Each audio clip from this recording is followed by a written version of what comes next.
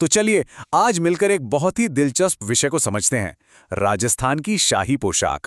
ये सिर्फ कपड़े नहीं है, बल्कि इनमें छिपा है पूरा का पूरा इतिहास और संस्कृति। अरे वाह, क्या बढ़िया सवाल है। देखिए, किसी भी जगह का पहनावा सिर्फ शरीर को नहीं ढकता, बल्कि वो वहाँ की संस्कृति, इतिहास और लोगों की पहचान का आईना होता है। तो चलिए इसी सवाल का जवाब ढूंढते हैं। तो इस कहानी की शुरुआत करते हैं सिर से, यानी राजस्थानी पोशाक के ताज, पगड़ी से। ये आप समझिए महज एक कपड़ा नहीं था, ये तो पहनने वाले के मान, सम्मान और उसकी पूरी पहचान का प्रतीक हुआ करता था। अब यहाँ एक बात पर गौर कीजिए। ये जो नाम आप देख रहे हैं ना, जसवंत शाही, छुड़ावत शाही, राठौड़ी, ये सिर्फ अलग अलग डिज़ाइन नहीं है। हर नाम अपने आप में एक पहचान है। इससे पता चलता था कि पहनने वाला किस रियासत का है, किस समुदाय का है। मतलब पगड़ी देखते ही इंसान की पूरी कुंडली पता चल जाती थी। अच्छा, पगड़ी की बात तो हो गई। अब आते हैं शरीर के ऊपरी हिस्से पर पहने जाने वाले एक बहुत ही जरूरी वस्त्र पर, जिसे राजस्थानी पहनावे की जान माना जाता था, अंगरखी। तो ये अंगरखी है क्या चीज़? बहुत आसान भाषा में कहें तो ये पहनावे का बेस लेयर था, एक तरह से फाउंडेशन। मतलब शरीर के ऊपरी हिस्से का ये मुख्य कपड़ा था, जिसके ऊपर ही बाकी सब कुछ पहना जाता था। हाँ, पर एक सवाल यहाँ जरूर उठता है कि अगर पहनावा एक ही है तो फिर इसके इतने सारे नाम क्यों? और ये याद रखने वाली बात है, बहुत जरूरी पॉइंट है ये।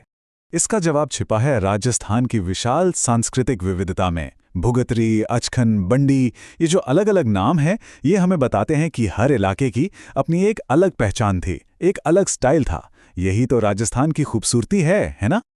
अब देखिए, अंगरखी तो बस एक बेस था। इसके ऊपर और भी परतें जोड़ी जाती थीं, और हर परत का अपना एक खास मकसद होता था। ये परतें हैसियत दिखाती थीं, समारोह की शान बढ़ाती थीं, और कभी-कभी तो जान भी बचाती थीं। सबसे पहले बात करते हैं जामा की। ये घुटनों तक लंबा एक पहनावा था। ये कोई रोज पहनने की चीज नहीं थी, बल्कि इसे खास मौकों पर, जैसे कोई बड़ी शादी ब्याह हो या फिर जंग का मैदान हो, तब पहना जाता था। ये शान और तैयारी दोनों का प्रतीक था।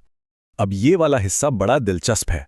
एक तरफ है चौगा, जिसे अमीर लोग अपनी हैसियत दिखाने के लिए अंगरखी के ऊपर पहनते थे।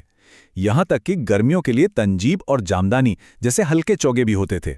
और दूसरी तरफ है आत्मसुख। इसका मकसद बिल्कुल सीधा साधा था, कड़ाके की सर्दी से शरीर की रक्षा करना।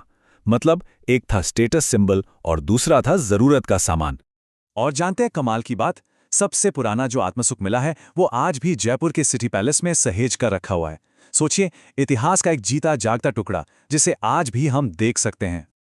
तो इतनी सारी बातें हो गईं, कहीं कोई कंफ्यूजन ना हो जाए, इसलिए जो भी हमने अब तक सीखा है उसे अच्छे से याद रखने के लिए चलिए इस ज्ञान सारणी पर एक नज़र डालते हैं। इससे सब कुछ एकदम साफ हो जाएगा। ये देखिए, इस टेबल से सब कितना आसान हो गया।